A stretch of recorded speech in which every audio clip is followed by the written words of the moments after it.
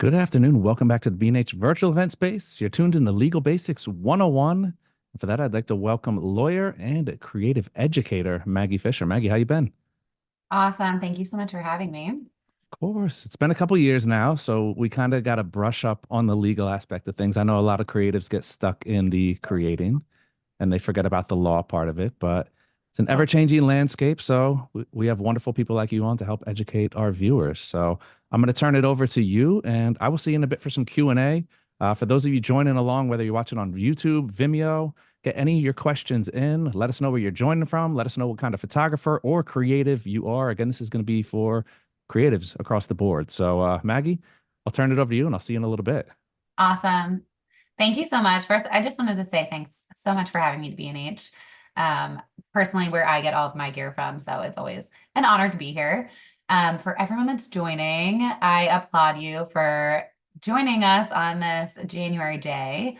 I know that legal topics can be pretty dull and monotonous. It's not like, the most fun thing to learn about. It's not as sexy as like a new website template or, curating your social media. But I am of the philosophy that it is the most important thing to do in your business. And that having that professional foundation will set you up for success in all of the other areas of your business. So hopefully today we're going to make it a little bit more approachable and relatable and just more understandable for relating legal to the services that you provide. So just to start and give you all some background about who I am and why I'm here and what I do. My name is Maggie Fisher. I am the artist lawyer.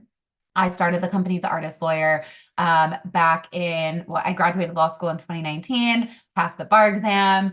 I clerked for an appellate judge, and I got hired by my dream law firm. And I quickly decided that I did not want to follow the typical career path. I had at the same time been growing my photography business all along. I was a photographer by hobby through high school, through college. I'm from a small surf town, Ocean City, New Jersey, and I grew up photographing surfers and fell into the surf industry. So I throughout law school, traveled with some of the world's best professional surfers in the world, like top 10 on the world tour. And I photographed for Billabong and Surfing Magazine. I would actually get in the water with water housing in some of the world's biggest waves, like Chopu and Australia at Snapper, Brazil, Mexico, like all over the world, I would fly and photograph in the water. And that quickly transitioned to photographing weddings at home. A lot of local surfers and just call it like friends and people in my network would see what I was doing and like want me to photograph their weddings at home. So I did this all through law school. I built my business. I was photographing like 25 to 30 weddings a year through law school. And I eventually got to the crossroad and decided to form The Artist Lawyer. Now we have a large studio. Our team and our business has just continued to grow each and every year. My husband has joined our team. He's my right hand. We photograph weddings together. We have 12 photographers on our team that work for us, and we have an internal staff that does, we have quite a few editors, album design, social media management, even just like day-to-day like inquiries and calls and emails. So we have a pretty like large photography studio and staff. At the same time, I am simultaneously running The Artist Lawyer, which is my contract template shop. And I do have a small law firm that is just me. So I don't take a ton of clients, but I do trademarks. I do a lot of custom contracts, and I work with some of the top wedding planners, photographers, and service providers in the events industry. And I've fallen into this like really fun niche of celebrity NDA negotiations and contract negotiations at like a really, really high level. So I am I say all of this because I think it's important to know that I'm not just a typical attorney. I'm also a photographer. And everything that I do is very firmly rooted in like 50% of doing both. I experience the day-to-day of servicing clients. I understand the realistic and practical side of contract negotiations, presenting contracts, refund requests, somebody not being happy with your work. Hopefully that doesn't happen to anyone. It does not often happen to us. But it's something that like we have to realistically consider and protect ourselves against. And I think, when I grew up in law school and like in, the legal world, not everyone truly understands what we really need as creatives to protect ourselves and like all of the nuances and all of like the different ways that we have of even just doing what it is that we do. So today we're going to get into the basics.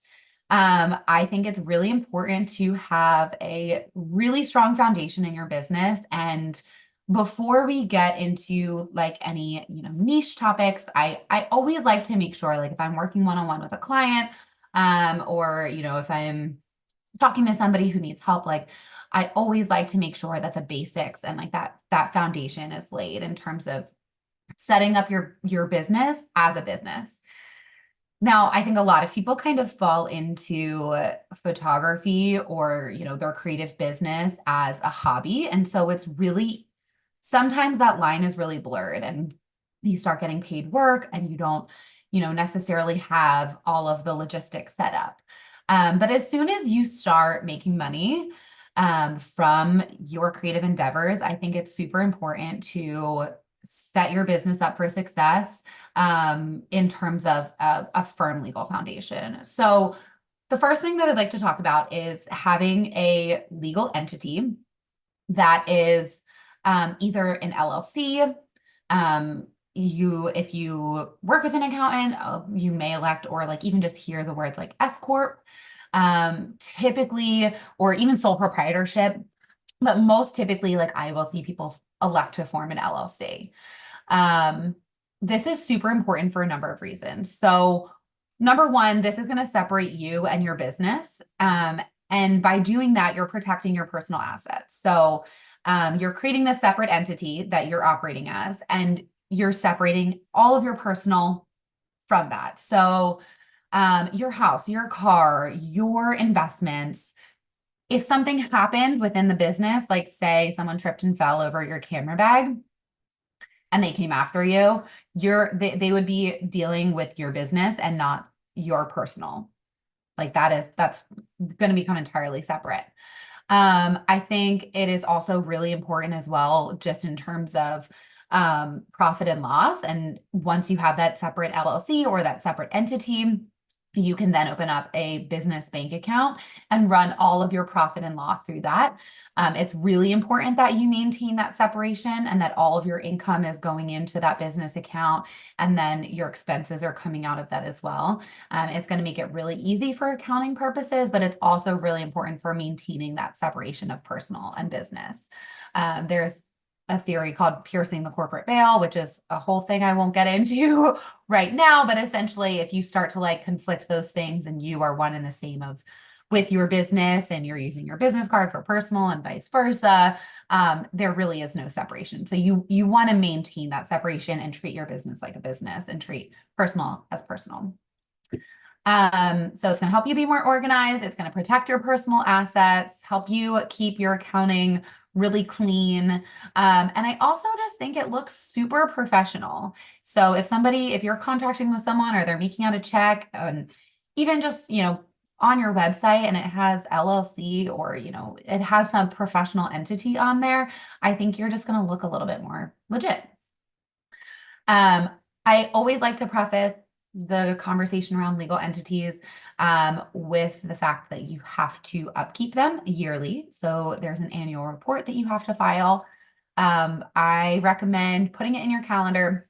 Say you register your LLC or your entity in January, you're going to have to file that report every January. So set a reminder in your calendar or in like your task management software to just remind you to continue to file that annual report so that you don't forget to do that. You want to make sure it's always in good standing.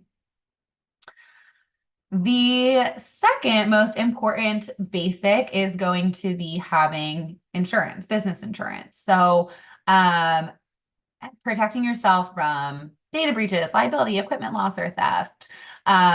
Your business insurance is going to be required to perform some services that you may provide. So if you are photographing an event, and some venues may require like a COI, which is a certificate of insurance. So proof that you have insurance up to a certain amount. But it's also for your own peace of mind as well. So again, like were something to happen, you have this insurance to fall back on. If your equipment was stolen or, something broke, these are things that your insurance will cover. So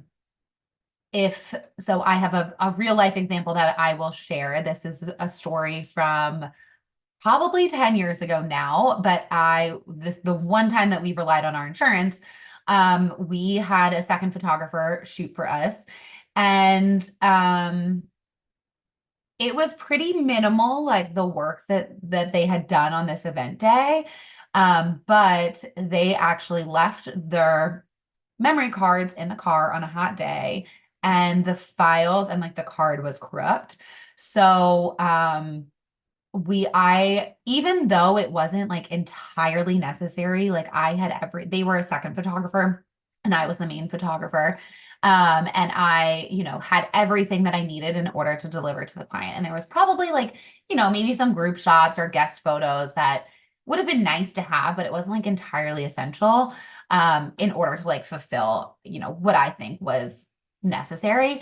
I still just wanted to make sure that we had everything that we needed, like wanted to go 100% above and beyond, and as we should.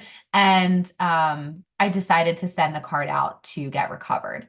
It ended up costing like $5,000 for the data recovery. And we submitted that to insurance, and insurance reimbursed us for that. Now we did end up having to get new insurance the next year, but at least we weren't out of pocket that $5,000. We were able to rely on that.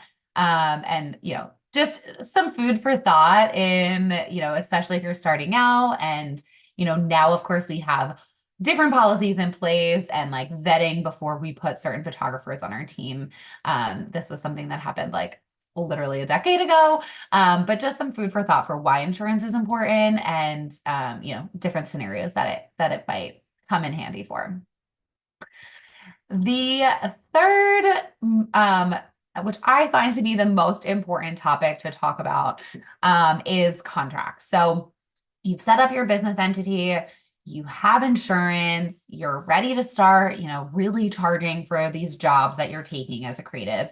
And it's so important. And I find that this is the area where it's like emotion and creativity and like that side of us as artists kind of gets a little like wonky with the business and like more stringent side of things. And a lot of creatives I find just kind of shy away from using contracts, and even, just taking them really, really seriously. But my approach and my philosophy and like what I have found over the years is that the contract is not just for you to protect you. The contract is a tool that also not only protects you, but also protects the client, and just makes things extremely clear and laid out, and helps to eliminate any confusion or conflict within the relationship. So the way that I like to lay contracts out is it's not like a jumble of legal jargon thrown at you in some random Roman numeral format. I like it to read like a guide or a manual to the relationship. And that just helps, from the get-go, like bring things to like the conversation level, or even just make sure everybody's on the same page. So for example, something that I have in our contracts is, as wedding photographers, that we only take engagement sessions on Tuesdays, Wednesdays, and Thursdays, because we are shooting weddings on Friday, Saturday, Sunday, and taking Mondays as our day off and our weekend day. So that is something where before a client engages with us, as they're reading through the contract, they can see this is going to be a conflict. I live in Chicago. I can't come to Philadelphia for an engagement session on a Tuesday, Wednesday, or Thursday. We can discuss that and get up front and ahead of it and make an exception or figure out if, we maybe don't include the engagement session if we can't make it work, depending on what the circumstances are. So having, really, really thorough contracts, because what we do is so nuanced.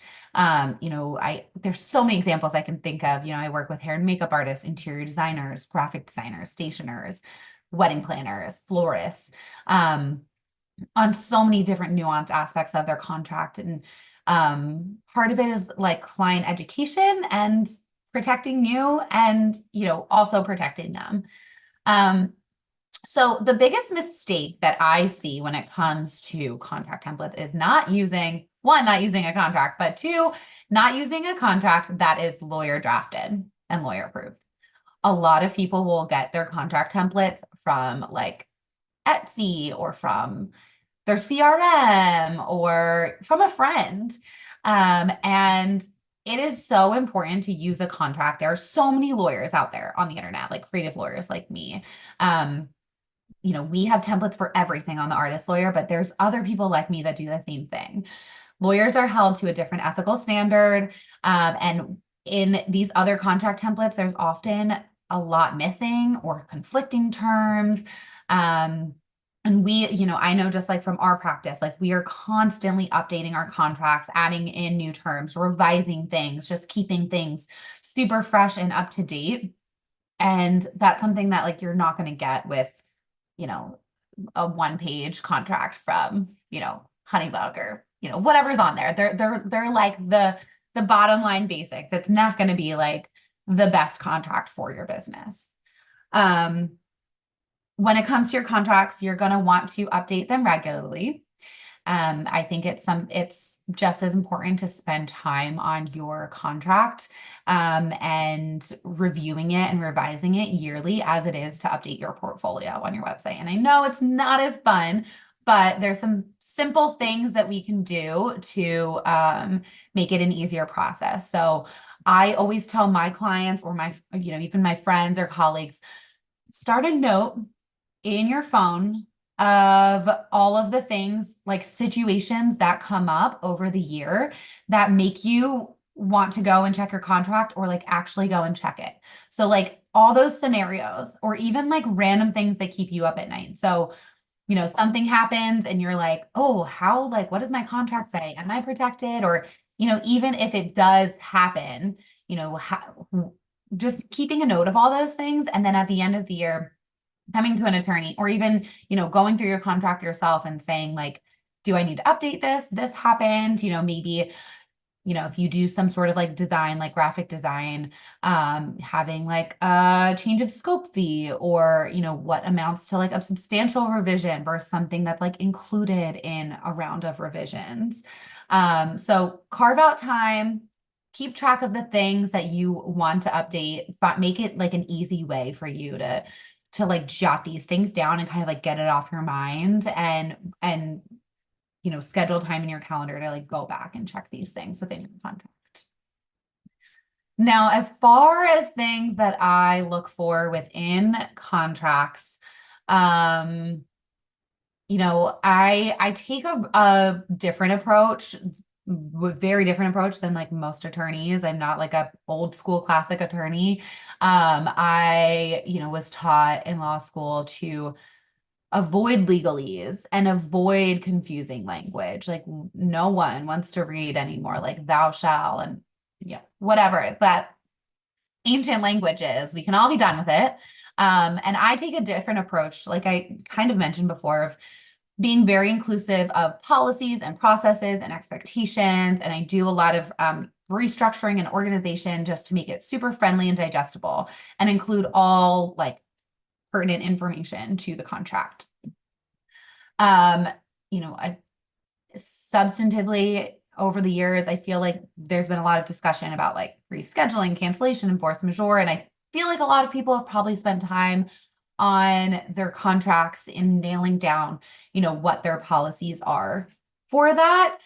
But some of the, more recent things that I look for are, like I sort of mentioned, like design revisions, change of scope, travel warranties, who's responsible if like, your flight gets canceled and maybe your flight home or there's bad weather and like you're stuck in this location for an extra week and like maybe the wedding's in Tahiti and like it's $2,000 a night. Who's paying for that? Thinking about like different aspects of how your contract will play out. So travel warranty, travel reimbursements, of course, like, all the standard things.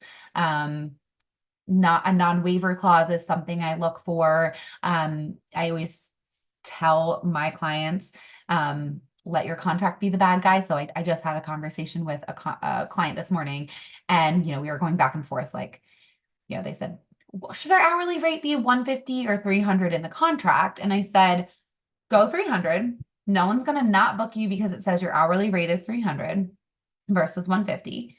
You have discretion because of the non-waiver clause in your contract. So you have the discretion to not charge the full maximum amount, but say that you need to do something that's pretty like extensive or substantial, or like you need multiple, hands on deck to do this change, that you have up to $300 an hour that you can charge to the client for things that are outside of scope. So the non-waiver clause allows you to do that. It allows your contract to be the bad guy. So another example of this is, your contract may say that you charge late fees. We often have clients who will pay late, but we don't always charge them. We often don't. So the non-waiver clause essentially says you don't have to enforce your contract to the fullest extent that it's required or that it says that you can do. And it doesn't mean that you're waiving enforcing the rest of your contract. So this brings me to what, we often, like to avoid as creatives, and that is handling conflicts or difficult situations. And hopefully you have a contract already in play that is going to back you and your processes and your standards up. But oftentimes as creatives, unfortunately, because what we do is so ambiguous and there's so much discretion in how we perform our services, and there, is a lot of confusion out there with, if you're a photographer, for example, how much editing do you do? Is Photoshop included? What kind of retouching do you do? How much, like if a client requests all this additional retouching, will you redo? And that's just, one possible avenue. So conflicts will and always do arise in business. And unfortunately, knock on wood, and, in my opinion, it's all about how you handle them. I always advise everyone to just take a moment, channel their inner CEO, and don't over-explain or over-include personal information. I find a lot of creatives will, if they're met with some sort of conflict with, someone who, oh, like you said, the turnaround time was 10 weeks and it's been 12, you don't need to over-explain or over-include personal information. Email, respond, communicate like it will be read aloud in a crowded room or posted on a review that will be permanently on your website. So just take a step back, think about how you want to respond in these situations. I've said before, like, imagine you're like the CEO of Target, like, and someone's trying to return a bathing suit, like you don't have time, or like the emotional attachment to, give them this whole story about why, or, what's going on. If there's something that you're at fault for, I apologize. We are 2 weeks behind the turnaround time. We expect to have this to you within 1 week. We'll be providing you with a print credit. Please stay tuned. We'll be in touch as soon as we possibly can. Keeping it short, sweet, to the point. Don't respond immediately, and just take that time to take a step back. Be open-minded and be flexible. I often also see people in Facebook groups just kind of mention that if somebody is redlining your contract or like requesting to change terms within your contract prior to signing, that they're a red flag client, run away, don't work with them. Um, Personally, I think it is a good sign if someone's reading through your contract. It shows that, they are taking your work seriously, and that they've actually read it, which is super important. And I think it's okay to make changes to your contract. Of course, not things that go against like your value or your standards.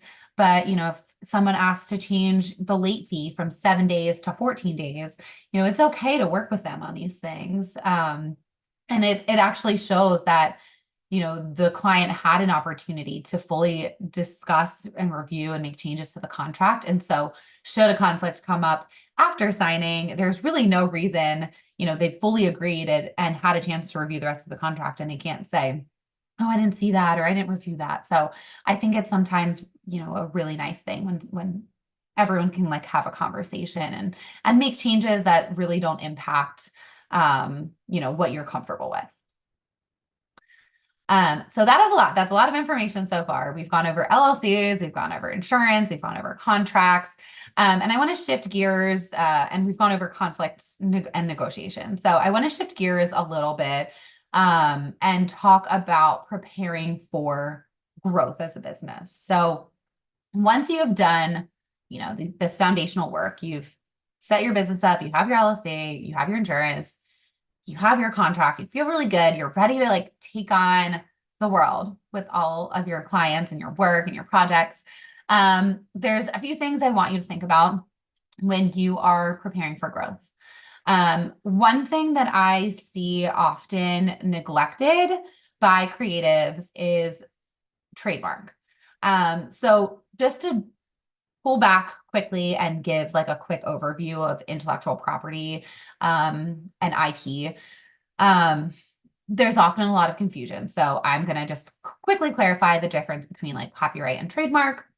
A copyright is going to be an original work of art. So anything original that you create inherently automatically has copyright protection attached to it. So that could be a photo, a video, a drawing, a painting, music. Anything original that you are creating is automatically protected by copyright common law. You don't need to do anything. A lot of people ask me like, do I need to like, register a copyright for every photo I take? No. Where you would need to register a copyright is if you have, I find it beneficial for instances where you have something that's going viral, or like a specific collection of work, like a gallery that you're putting together, or something that you're commercializing. So like a book, or, something like not every single photo that you take, you don't have to like register to copyright. Trademark, on the other hand, is a tool that you can use to protect. A trademark is a brand signifier. So a business name, a slogan, a mark. So that, for example, would be like the Nike swoosh, or even like the let's or just do it. Or, the McDonald's M, there's like those classic like Coca-Cola brand names are going to be protected by trademark.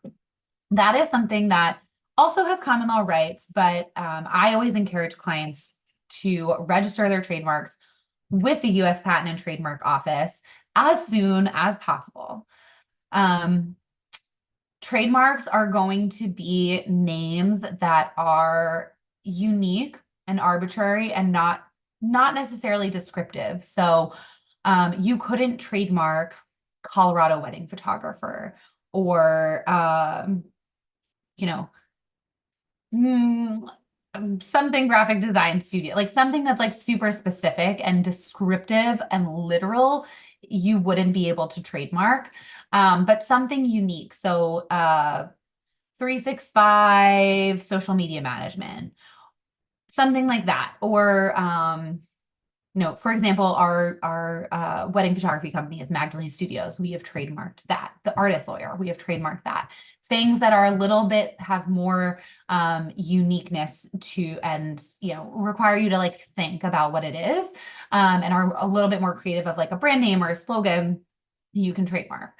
When you trademark things, you trademark them and attach them to a class of services or like a product that you're protecting that name in conjunction with that service or that product.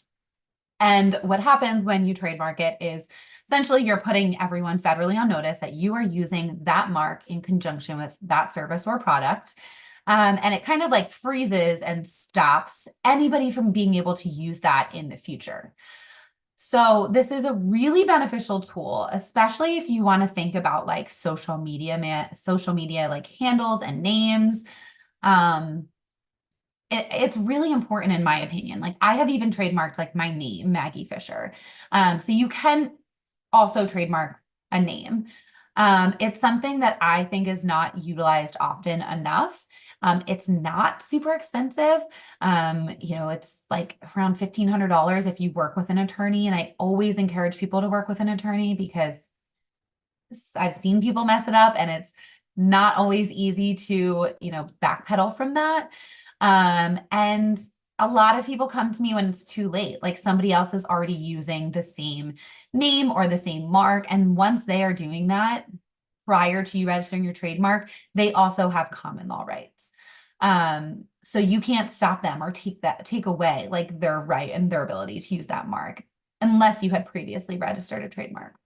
So an example that I feel like I can always give is my husband, Scott, had a clothing company called Amphibia and did this like super cool streetwear kind of like brand. It was in local surf shops. And the name was Amphibia Apparel. Everyone loved it. Everyone still like wants him to bring it back. And he got really discouraged and actually stopped creating when we found that there was another company that started after him and used the same name, Amphibia, based in Florida. And even if we had moved forward with a trademark at that point, like there's nothing we would have been able to do. Like that company still could have continued to exist.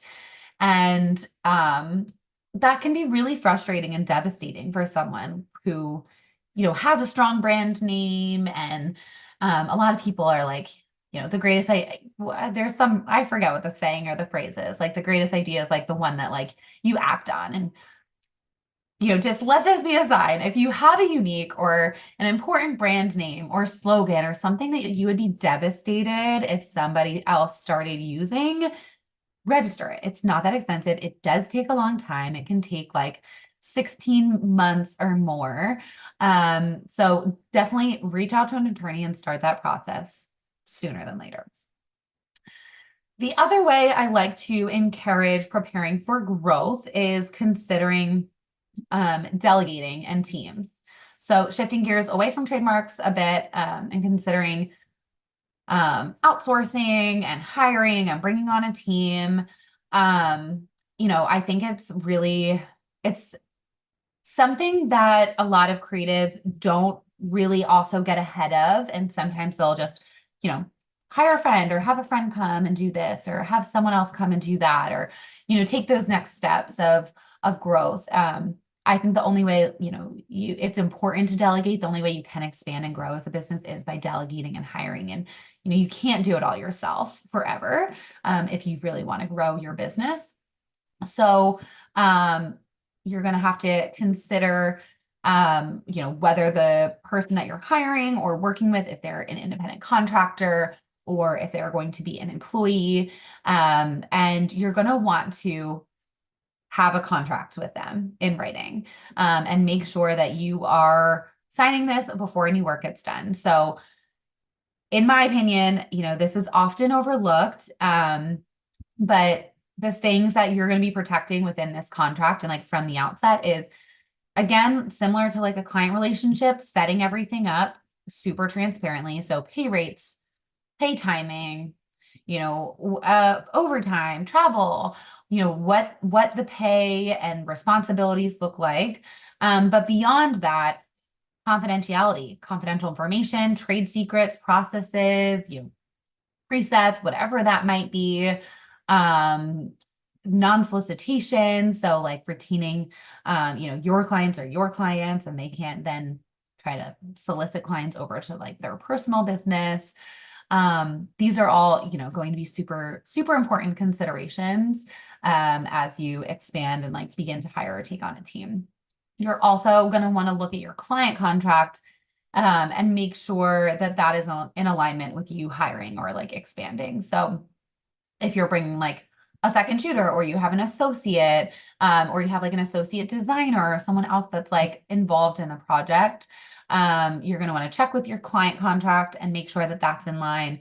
And also check in with your insurance coverage and your insurance provider to make sure that that is in line with whatever, the expansion that you're doing that is covered under your insurance. So we went through a lot today.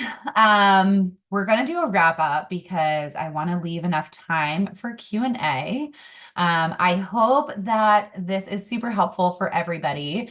I think it's so important to set yourself up professionally so that you can feel confident in pursuing your passions and dreaming big and stressing less about the legal and, that whole back end side of your business. So we can get the ball rolling with questions. And I did just want to note that I did set up a discount code if anyone needs a contract template. You can go to our website, The Artist Lawyer, and use the code BHPhoto for 20% off.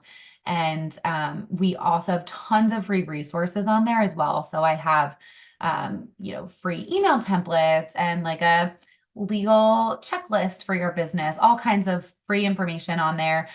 We even just did a really wonderful meditation for creatives that's free to download. So you can go on there and check that out as well. And feel free to reach out. I'm always happy to help with any questions. Well, first, I want to say your website is better than most photographers' websites, man. It's Which super extensive. The one? artist Which lawyer, website? I've Oh, looked it's there. through it Okay, and it's like there's so much information on there. So yeah, if you guys do need okay. anything, there's a ton of resources, a ton of free resources on there. So definitely go check that out.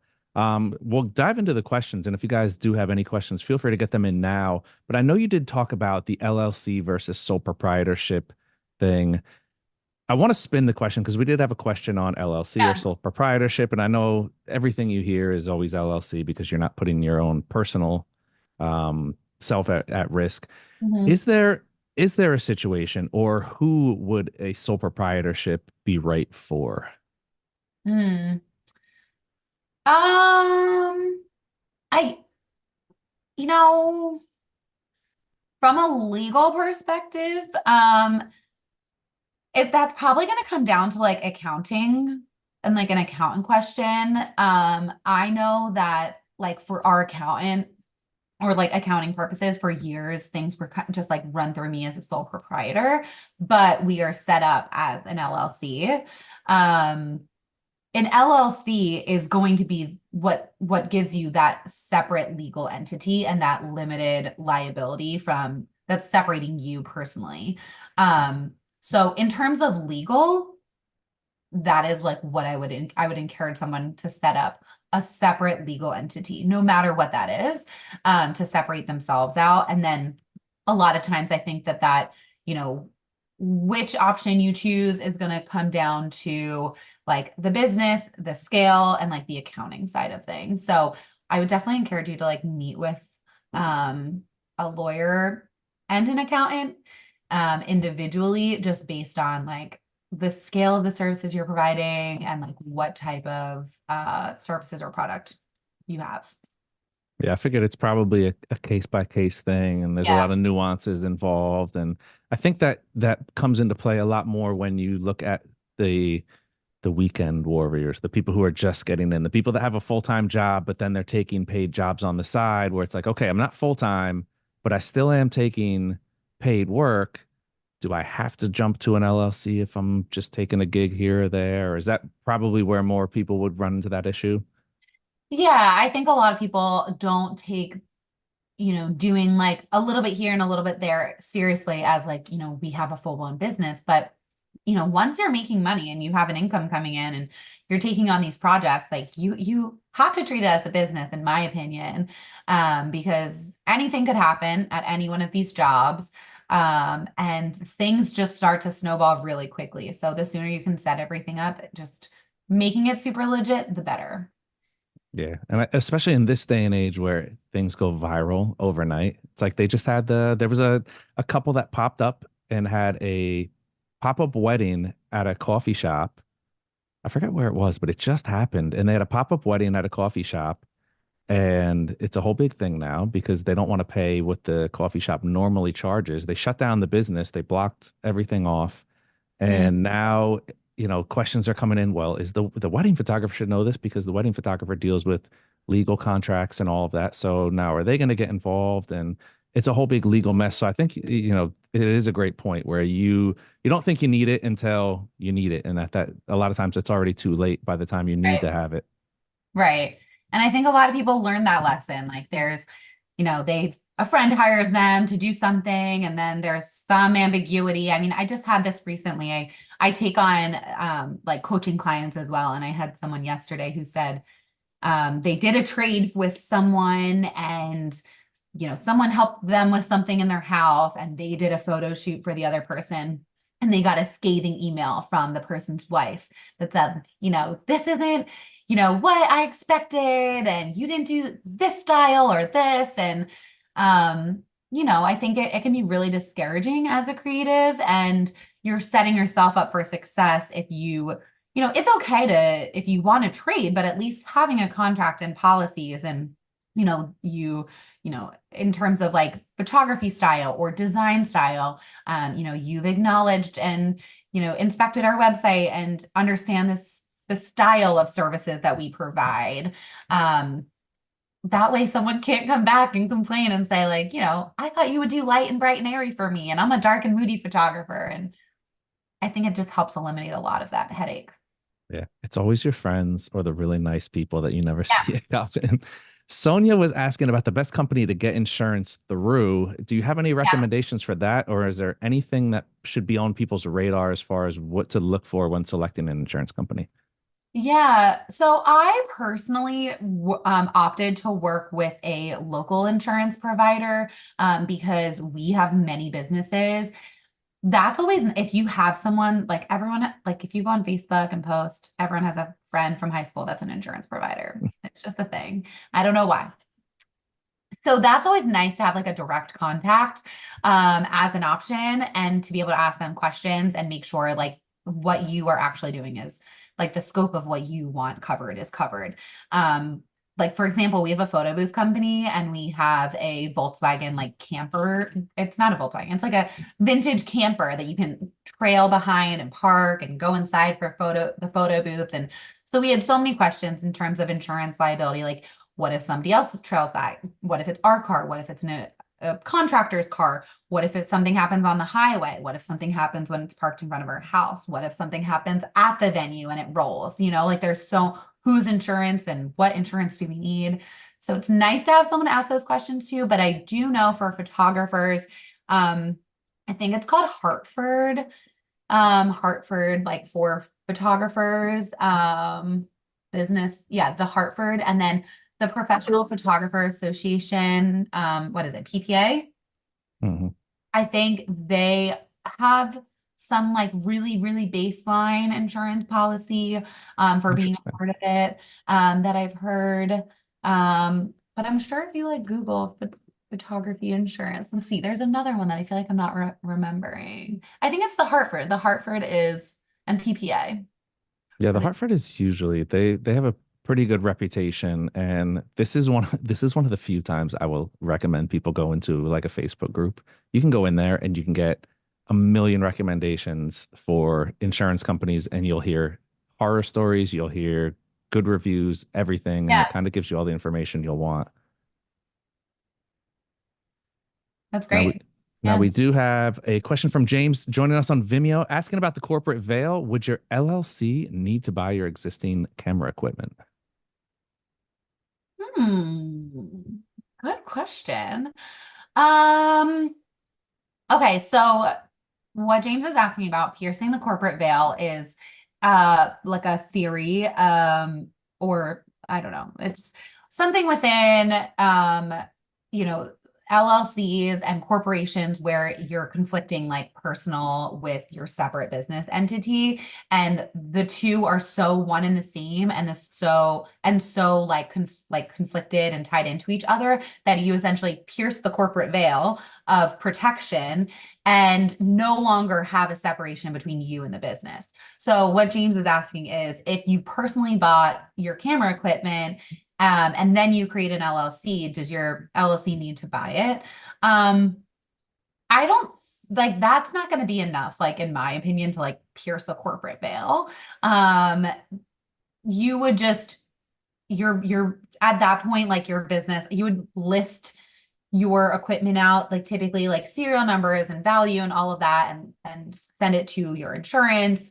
That wouldn't be like enough to like not give you protection through your LLC just because you previously bought your equipment and then had an LLC. But if you were so one and the same with your business and your personal, and you had an LLC already established and you were buying your equipment through your personal and you didn't maintain that separation after it's created, that's when you could risk piercing the corporate veil.